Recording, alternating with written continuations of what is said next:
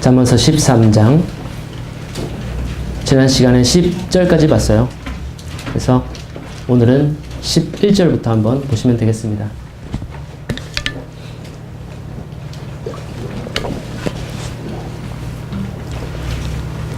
잠언 13장 두 번째 시간입니다. 11절은 재물에 관련된 이야기입니다. 하나님의 재물관이 어떠한 재물관을 우리에게 전달하실까? 11절을 보시면은 망령되이 얻은 재물은 줄어가고 손으로 모은 것은 늘어가니라. 우리 인간의 기본적인 심사는 좀 더 쉬운 방법으로 좀 더 쉽게 좀 더 많은 재물을 좀 더 짧은 시간에 좀 더 풍부한 재물을 모으기 위해서 더 연구하고 생각하고 분석하고 계획하는 것 같아요. 그것이 인간의 기본 심사가 아닐까. 왜냐하면 먹을 것을 얻기 위해서는 우리가 땅을 파는, 땅을 일구는 그런 고통이 있기 때문에 산업이 발달되고 시대가 좋아지면서 좀 더 쉬운 방법으로 많은 이윤을 얻는 것, 재물을 얻는 것이 모든 사람들이 거기에 집중하고 있지 않을까 생각이 되는데, 지금 11절에서는 변하지 않는 진실을 우리에게 전달해주고 있는 것 같아요. 망령되이 헛되게 얻은 재물은 점점 줄어간다고 이야기를 하네요. 조금 더 쉽게 돈을 벌고자 잔머리를 굴리고 분석하고 하는 그런 것들이, 손으로 열심히 일하는 것은 재물이 늘어가지만 뭔가 일확천금을 바라는 거죠. 뭔가 좀 더 쉬운 방법을 바라는 거죠. 잔꾀를 혹은 남을 속여서 좀 더 쉽게 얻은 재물은 점점 줄어들게 된다라고 지금 지혜자는 이야기를 하고 있습니다. 우리가 어떻게 재물을 모아야 하는지, 우리의 생각을, 우리의 가치관을 어디에 두어야 될지 생각하게 하는 구절인 것 같습니다. 이렇게 좀 쉬운 방법으로 재물을 얻으려고 하는 것이, 예를 들자면 로또 있겠죠. 로또. 우리 가운데는 로또 하시는 분 없겠지만 제가 지금 얼굴 한번 보고 눈을 마주치면서 로또를 해봤다 이런 사람들이 있을 것 같고 그 다음에 요즘은 토토라는 것도 있다 그래요. 토토. 스포츠 점수로 해가지고, 그래서 막 축구 선수들이 막 일부러 골 먹고 막 그러죠. 그런 비리들이 있었죠. 일부러 막 못하는 척하고. 예, 그런 모든 것들이 다 헛되게 재물을 모으는 것이다. 허망되게 모으는 것이다. 도박도 있을 수 있겠죠. 잠깐 내가 투자해서 투자 이런 것도 있을 수 있겠고요. 주식이나 이런 것들, 여러 가지 것을 우리가 생각해 볼 수 있겠습니다. 헛되게 모은 재물들은 근데 점점 줄어들게 된다. 그래서 우리는 헛된 소망을 버리고 성경적으로 열심히 손으로 일을 하고 그런 성경적인 소망을 가질 필요가 있겠습니다. 12절은 소망에 관련된 말씀인데요. 소망이 더디 이루게 되면 그것이 마음을 상하게 하나니 소원이 이루는 것은 곧 생명나무니라. 우리 각자에게는 다 소망이 있습니다. 소원이 있어요. 각자에. 이것만은 이루어지길 바라는, 이것만은 꼭 되어지길 바라는.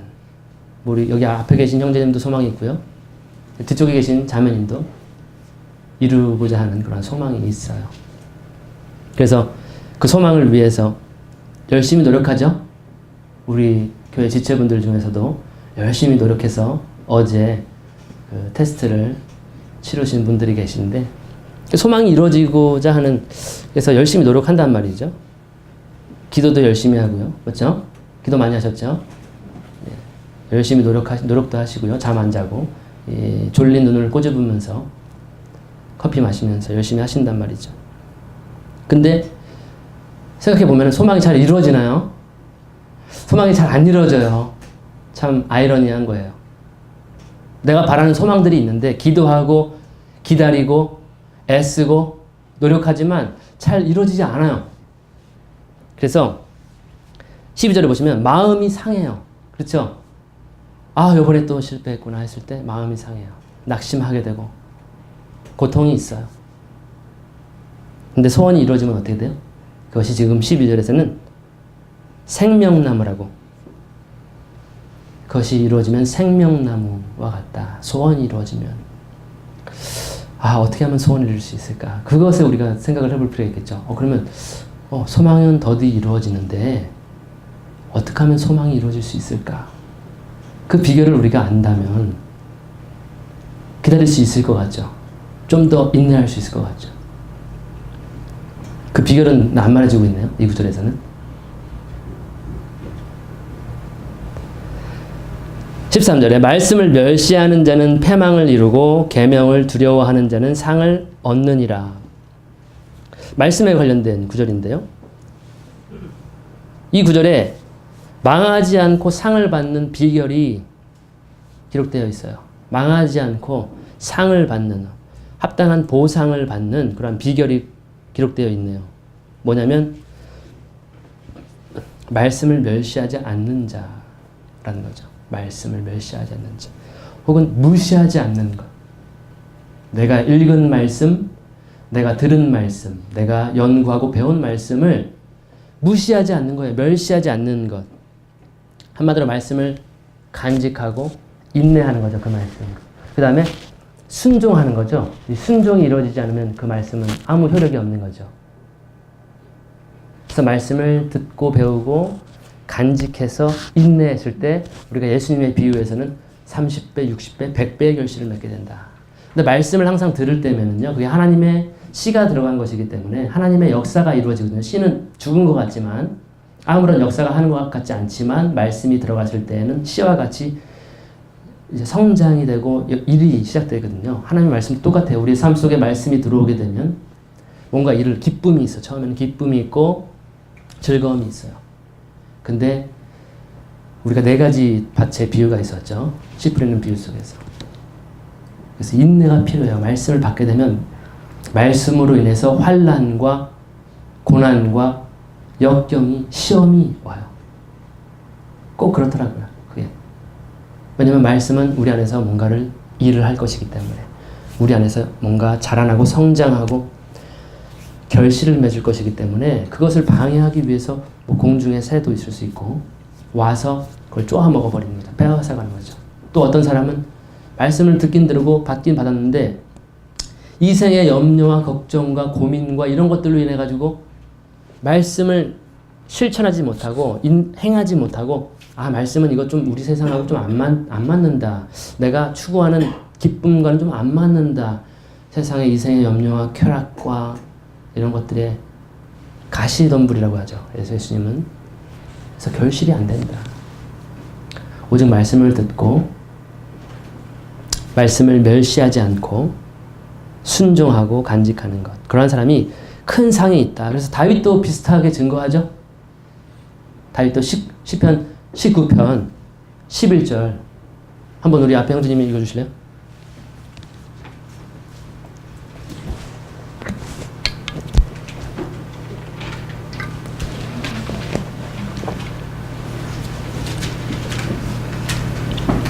시편 19편 11절. 또 주의 종이 이것으로 경고를 받고 이것을 지킴으로 상이 크니이다. 예, 하나님의 말씀을 지키는 것에, 순종하는 것에, 간직하는 것에 큰 복이 있다. 상이 있다. 라고 하는 것을 다윗도 증거하고 있어요. 그렇다면 이것은 확실한 증거가 되겠죠. 하나님의 말씀을 순종하는 것, 지켜내는 것, 멸시하지 않는 것. 거기에 분명한 보상이 있구나.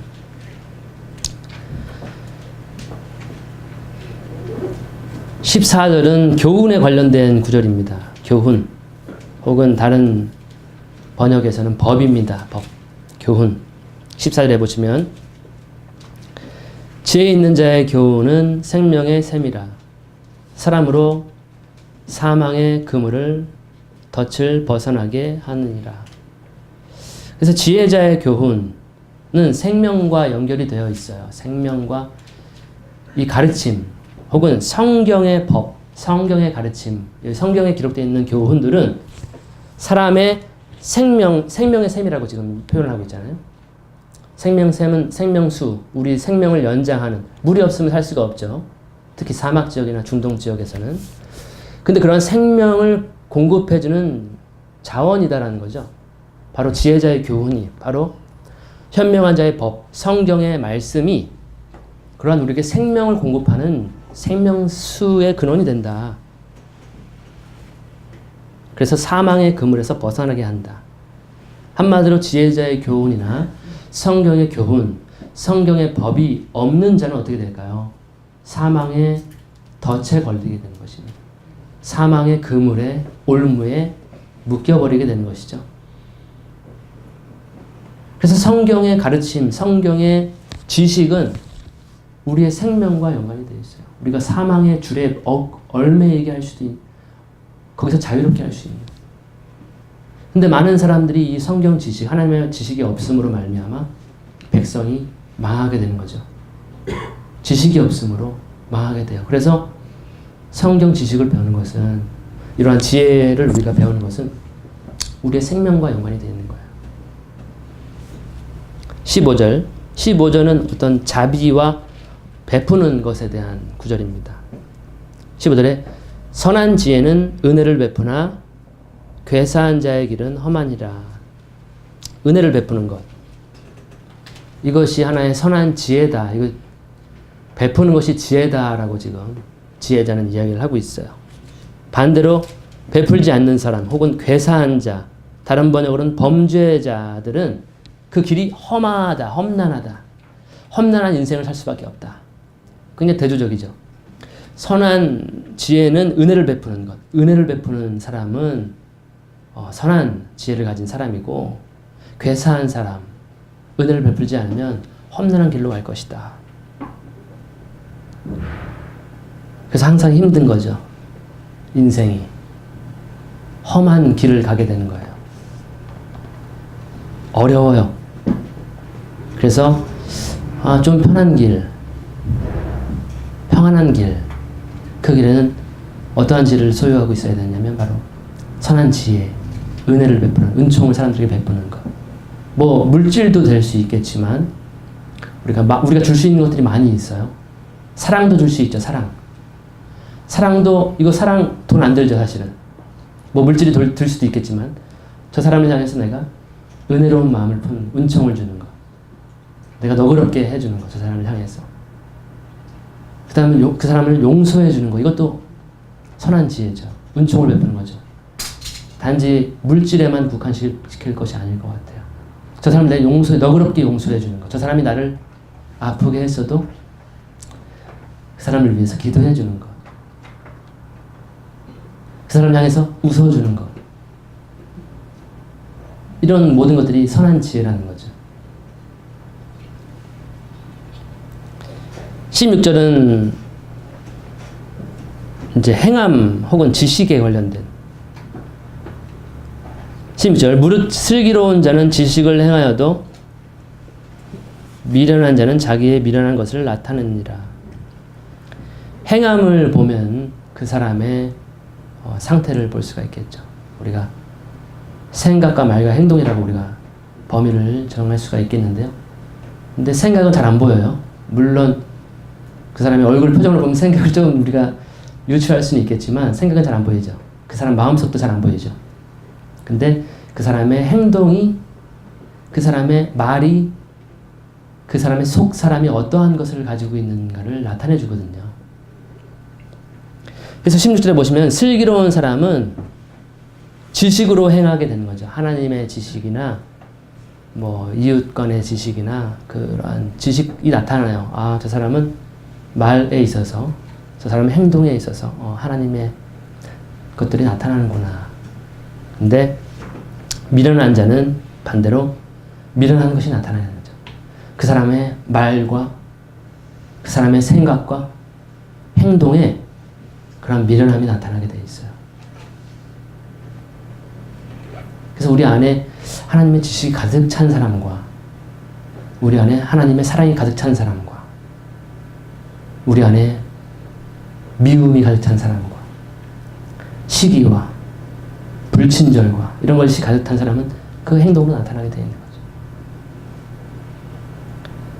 17절은 충성된 사자에 대한 것인데 여기서 말하는 사자는 라이언이 아니고 무서운 사자 아니고 영어로 보시면은 메신저입니다. 메신저.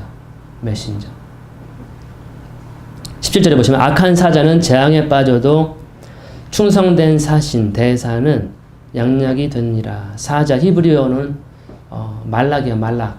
많이 들어보셨죠? 말락. 우리가 성경 마지막 구약의 마지막 책이 뭐예요? 말락이죠. 그게 바로 메신저라는 뜻이에요. 말락. 여기서도 악한 사자, 악한 그 메신저는 재앙에 빠진다 라고 되어 있네요. 메신저의 역할이 뭐죠? 메신저. 메시지를 전하는 것이 메신저예요. 뭐 왕의 메시지를 전하거나 왕의 그 어명을 대사가 이렇게 어명이요 하고 이렇게 전달하죠. 그게 바로 메신저라는 거예요. 사자라는 거죠. 천사라고도 할 수 있겠고. 하나님께서 부리시는 도구라는 거죠.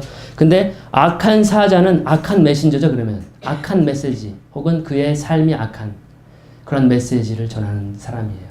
그 사람은 재앙에 빠지게 된다. 근데 좀 무서운 말이죠. 메시지 전하는 것인데 재앙에 빠지게 된다. 말씀을 전하는 것인데 재앙에 빠지게 된다. 반면에 그 충성된 사신은 대사는 양약과 같은 양약은 좋은 약이라는 것이죠. 회복을 시키죠. 회복. 상처를 내는 것이 아니라 회복시키죠. 구원을 시키죠. 좋은 약과 같은. 그래서 구약과 신약을 잘 전달한다고 그러는데 좋은 메신저는 구약과 신약, 옛날 약과 새로운 약을 죄송합니다. 그래서 약을 잘 전달하는 양약과 같은 충성된 대사, 메신저가 되어야 된다. 근데 악한 사자, 악한 메신저는 재앙에 빠지게 된다. 그래서 야고보는 이런 말씀했죠. 많이 선생되지 말아라. 더 큰 심판이 있다. 더 큰 책임을 물게 된다는 거죠. 많이 받은 자에게 많은 것을 요구하고 적게 받은 자에게 적은 것을 요구하고 메신저는 하나님의 뜻을 정확하게 전달하는 것이 굉장히 중요해요.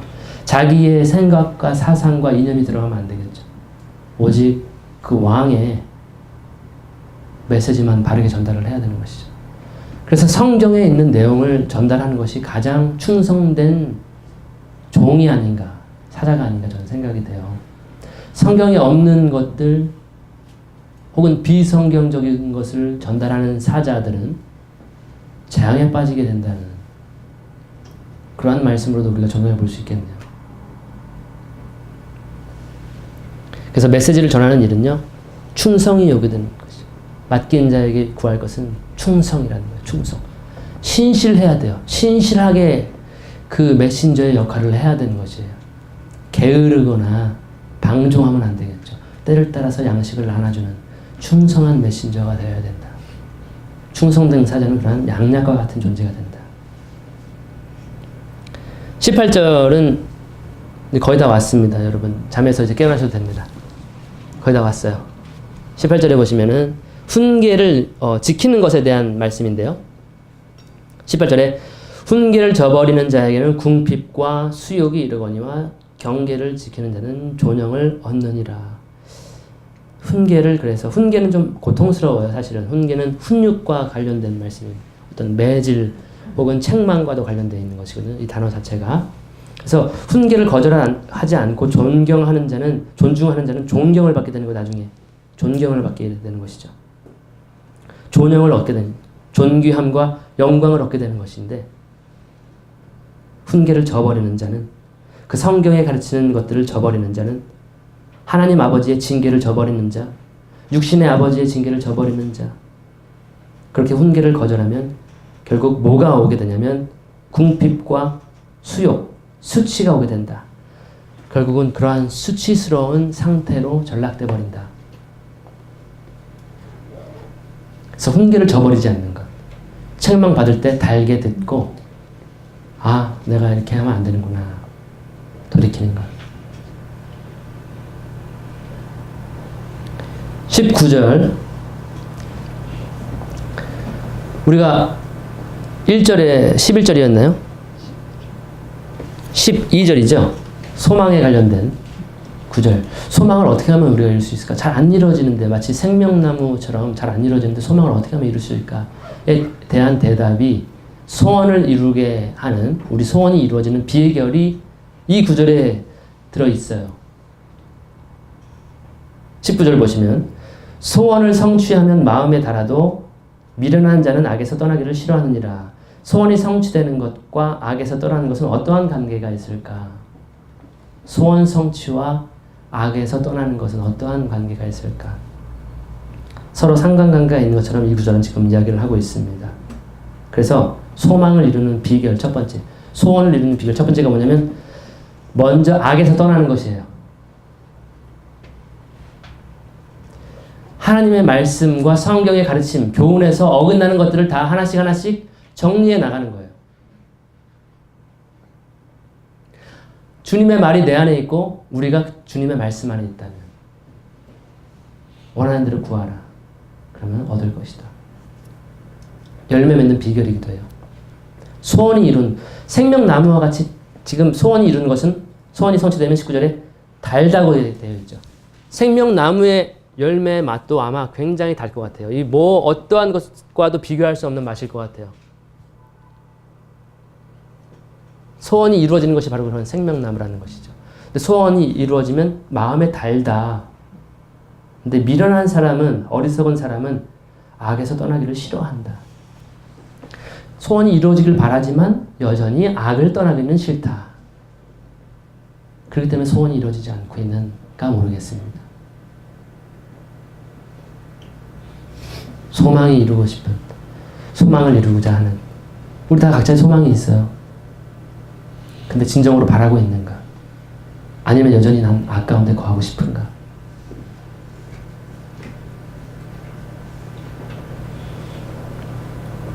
참으로 안타까운 일이 아닌가? 그래서 소망과 소원이 이루어지는 그러한 달콤함을 맛보지 못하는 경우가 많이 있는 것 같아요. 조금만 더 참으면 되는데, 악에서 떠나면 되는데, 철저히. 그걸 떠나지 못하고 여전히 중간지대에서 소원을 이루지도 못하고 악에서 즐기지도 못하고 결국 생명나무의 열매를 맛보지 못하게 되는 것이죠. 그래서 소망을 이루는 비결 첫 번째, 악에서 떠나는 것이다. 20절입니다. 사귐에 대한 이야기입니다. 지혜로운 자와 동행하면 지혜를 얻고 미련한 자와 사귀면 해를 받느니라. 지혜로운 사람과 동행해야 되겠죠. 그래야 멸망을, 해를 피할 수 있게 되겠습니다. 지혜로운 자와 동행해야 돼요.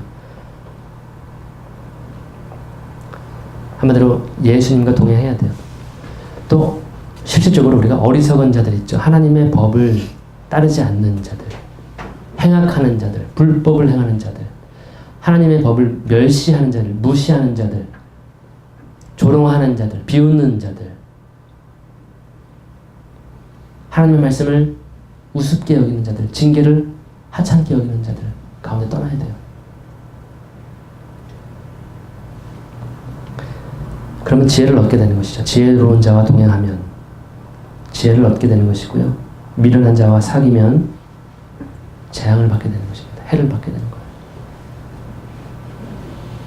그래서 20절은 사귐에 대한, 우리가 좋은 사귐을 해야 되죠. 좋은 관계를, 인간관계를 맺어야 돼요.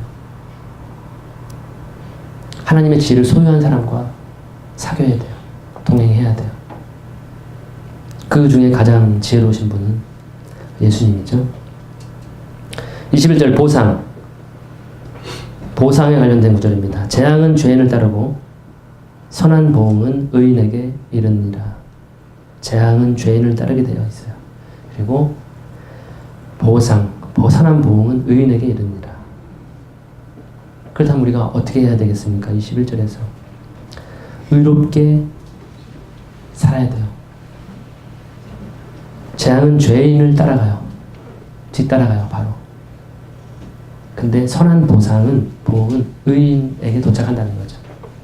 한마디로 죄 안 짓고 의롭게 살아가야 된다는 것을 지금 21절은 이야기하고 있어요. 그래서 의롭게 사는 것이 지혜로운 인생이다라는 것을 이야기해 줍니다.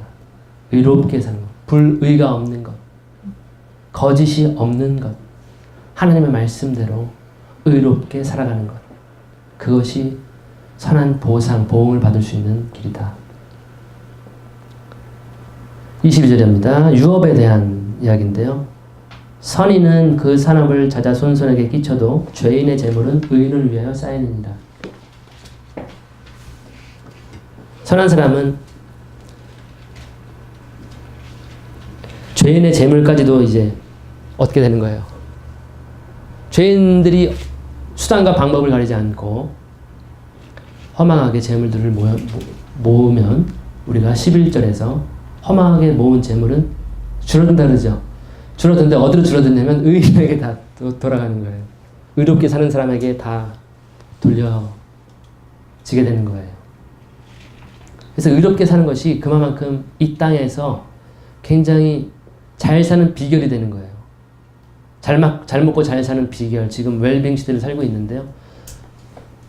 의롭게 하나님의 지혜대로 사는 것이 바로 잘 사는 비결이 되는 것이에요. 23절은 그래서 의로움에 대한 것. 가난한 자는 밭을 경작함으로 양식이 많아지거늘 혹 불의로 인하여 가산을 탕폐하는 자가 있느니라. 열심히 일하면은 양식이 많아지겠죠. 근데 그 속에 의로움이 없고 불의함으로 그 재물을 얻고 양식을 모았다면 불의로 인해서 탕폐하게 되는 경우가 있다. 그 조그만 불의가 있어가지고 내가 일구는 그 장사와 하는데 일들에 조그만 불의를 허용했단 말이죠. 근데 그 불의함으로 인해서 거짓으로 인해서 가산이 탕폐하게 되는 사례가 있다. 그래서 의로움으로 열심히 일하는 것이 중요하다. 그래서 의로움은 우리 인생 경제에도 영향을 준다라고 하는 것을 볼 수가 있습니다. 우리의 경제에 의로움이 영향을 끼친다는 거죠. 24절은 징계에 관련된 말씀입니다. 초다를 참아 못하는 자는 그 자식을 미워함이라. 자식을 사랑하는 자는 근실이 징계하느니라. 초달은 이제 매질이에요. 매. 요즘에 이제 학교에서도 체벌이 없어졌고, 군대에서도 체벌이 없어졌고, 사회에서 가정에서도 체벌이 없어져서 미국 사회에서는 이렇게 막 때리려고 그러면 이제 경찰이 신고하죠. 지금 우리 부모님이 날 죽이려 한다. 경찰이 와요. 체벌이 없어지는 시대가, 그러니까 하나님 사랑의 매가 없어지는 시대가 왔어요. 그래서 지금 우리 아이들 세대들을 보면은 행동 발달 장애라고 하는 우리가 듣도 보도 못한 질병이 지금 유행해요. 무슨 말을 해도 말을 안 듣는 거예요. 자기 하고 싶은 대로만 하는 거예요. 자기 마음에 안 들면 길바닥에 누워서 거품을 무는 거죠. 소리를 지르는 거예요. 말을 해도 안 들어요. 한마디로 매를 안 맞아서 그렇지 않은가. 저희 때는 좀 매를 많이 맞았거든요. 그래서 저희는 이거 해야지, 모세야? 그러면 네! 매가 있기 때문에. 무서워서. 그래서 자식을 사랑한다면 매를 들여야 하는 것이죠. 모르겠어요. 이제 자녀를 양육해보지 않아서 모르겠는데 이 매를 때리면 얼마나 부모님의 마음이 아플지. 정말로 금이야 옥이야 금지 옥엽으로 귀하게 얻은 자식 아들이잖아요. 딸이잖아요. 근데 사랑한다면 매로 사랑을 해야 된다는 거죠. 매로. 근실이 징계해야 사랑하는 것이다. 그래서 매 안 맞고 자라신 분 한번 손 들어보세요. 다시 손 내리세요. 빨리 내리세요. 빨리 내리세요. 아무도 못 봤을 거예요. 네, 내리세요. 그래서 우리가 이 목회도 이 비슷하거든요. 목회를 바울은 유모처럼 한다. 유모. 간단하게는 정말로 이렇게 살살살살 돼야 되죠. 유모처럼, 젖을 주는 유모처럼 살살살. 그 다음에 또 어떤 표현은 아버지처럼 너희들을 대했다라고 해요. 유모처럼 아버지처럼. 아버지는 매를 드시거든요. 그래서 목회에서도 매가 필요할 때가 있어요. 우리가 유모처럼 아이고 그랬어요 하면서 잘 해줄 때도 있어요. 해야 돼요. 근데 매를 줄 때도 있어요. 왜냐면 아이의 그 영혼에는 어리석음이 항상 있거든요. 온전히 지식의 분량에 장년이 되기 전까지는 어리석음이 있어요. 미성숙이 있어요. 그때 이렇게 어르고 달래고 하는 것도 필요하지만 매가 필요한 거예요. 그래서 교회에서 매를 맞으면 좀 엄마 아빠한테 맞는 것보다는 좀 다른 것 같아요. 교회 가고 싶지가 않고 얼굴 보고 싶지도 않고 그냥 그런데 교회에서도 이것이 없어지면, 교회에서도 징계가 없어지면, 우리가 예수님도 징계를 말씀하셨죠. 범죄하거든 가서 1대1로 말하고, 그래도 말 안 들으면 두세 사람 증인을 하고, 그렇지 않으면 이렇게 이방인처럼 여기라. 그래서 징계하는 것을 알아야 된다. 그래서 사랑한다면 책망하는 거예요.